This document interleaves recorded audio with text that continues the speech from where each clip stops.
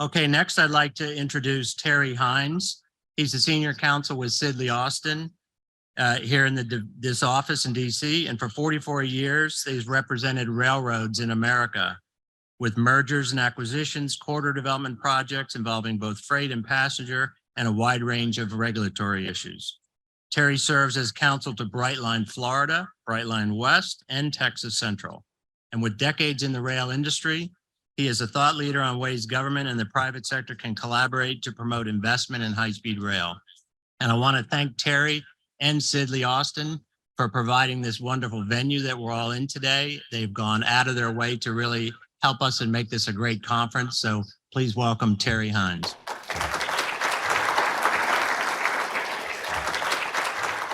Well, thank you, Andy, for that introduction. Good morning. It's my pleasure to welcome you to Sidley's Washington, D.C. office. I'll let you know we're delighted to be hosting this year's High-Speed Rail Conference. I'd like to begin by thanking Congressman Pelosi and the other distinguished speakers and panelists who will be joining us over the next couple of days. I think we're going to have a great conference. The history of our firm from day one has been closely tied to the history of the rail industry. Sidley was founded in 1866 in Chicago, Illinois, which was then and is still today the hub of the national rail system. Our very first client was a railroad, the Chicago, Alton, and St. Louis Railroad Company. Another early client was the Pullman Car Company, whose comfortable sleeper cars revolutionized long-distance train travel at the time. For more than a century and a half, we have helped our clients to develop and implement strategies that have created a freight rail system in the United States that currently serves every corner of the nation. Here in Washington, we've been advocates for government policies that help the railroad industry to meet the challenges of an ever-changing national and global economy. The latest chapter in this shared history is our role as advisors to the entrepreneurs, the 21st century entrepreneurs, who are working to build high-speed rail trains in the United States. And we're very proud to be participants in that effort. This morning, I want to share with you a little bit of railroad history, and I'm actually going to be building on Congresswoman Pelosi's speech and talk a bit about the Transcontinental Railroad. As we will see, the past holds not only important lessons, but a blueprint regarding how we can accelerate the development of high-speed trains in the United States. As early as the 1830s, Congress was debating the question of whether the federal government should get involved in funding projects to meet the growing transportation needs of the nation. President Lincoln, who before he became president was a railroad lawyer just like me, understood that having a transcontinental rail line would be absolutely critical to bind together a nation that stretched almost 3,000 miles from coast to coast. Consistent with the prevailing economic policy of that era, which favored private enterprise, Congress left it to the private sector to take the lead in building and constructing the Transcontinental Railroad. A number of 19th century entrepreneurs accepted that challenge and took up the daunting task of building the more than 2,000 miles of track that were required to connect the West to the rest of the country. One group, led by Charles Crocker and Leland Stanford, he's the man for whom Stanford University is named, built the Central Pacific Railroad, which ran east from Sacramento, California. At the same time, the Union Pacific Railroad began constructing a line westward from Omaha, Nebraska. On May 10, 1869, Stanford hammered home the famous Golden Spike that joined the lines of the Union Pacific and Central Pacific and created the first continuous rail link between the West Coast and the Eastern United States. A few years later, another 19th century entrepreneur, James J. Hill, built the Great Northern Railroad that connected the Pacific Northwest through the Dakota Territories to Chicago in the East. The vision of these early rail entrepreneurs and their willingness to take great financial risk inspired the development of a nationwide rail network that today spans 140,000 miles of privately constructed and operated rail system. It is widely considered today to be the best freight rail system in the world. But the Transcontinental Railroad could not have been built without collaboration between these 19th century entrepreneurs and the government. A critical milestone was reached in 1862 when Congress passed the Pacific Railroad Act. The act assisted the Transcontinental Railroad project in several ways. First, Congress made land grants to the railroads that included a 200-foot wide right-of-way across all federal lands that were needed to build the route. In addition, they allocated to the railroads additional parcels of land to build stations and to develop communities along the path of the train. Congress also authorized the railroads to issue bonds that were backed by the credit of the United States government.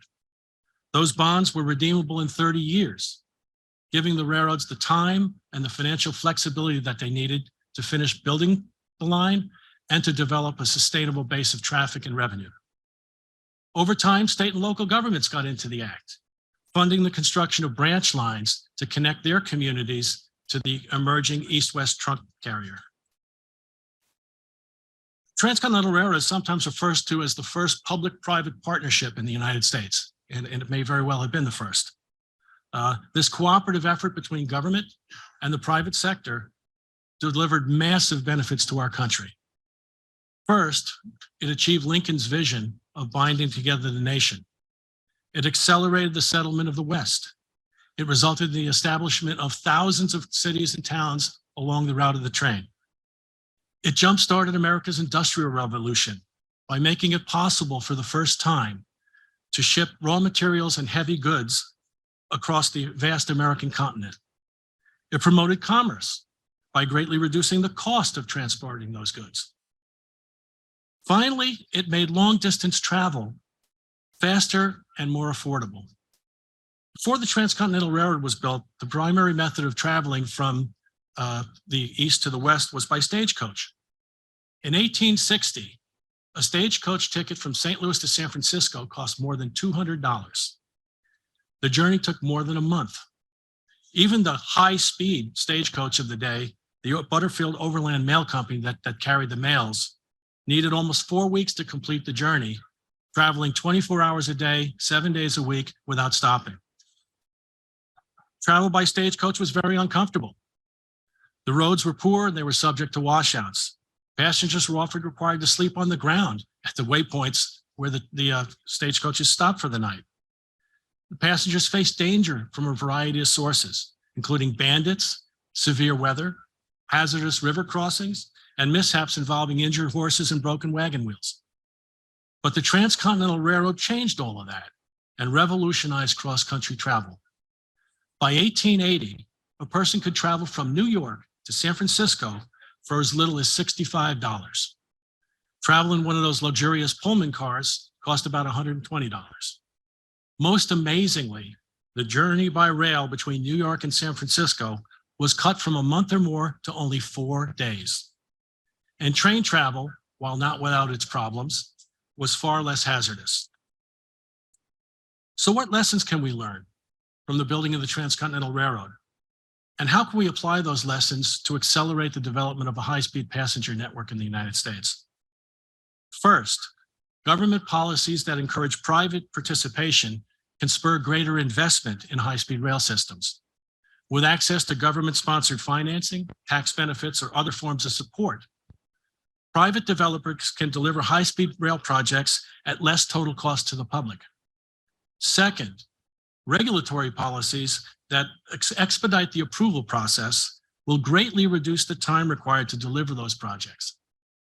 The Transcontinental Railroad was an amazing feat of engineering, given the sheer size of the project, the terrain over which the track had to be built, and the limitations of 19th century technology. Yet nearly 2,000 miles of track were built in only 7 years after Congress committed to the project by passing the Act in 1862. Today, the permitting process alone can take 7 years. We need to do better. Third, just as the Transcontinental Railroad achieved Lincoln's goal of binding the nation together, high-speed trains can promote today's national priorities.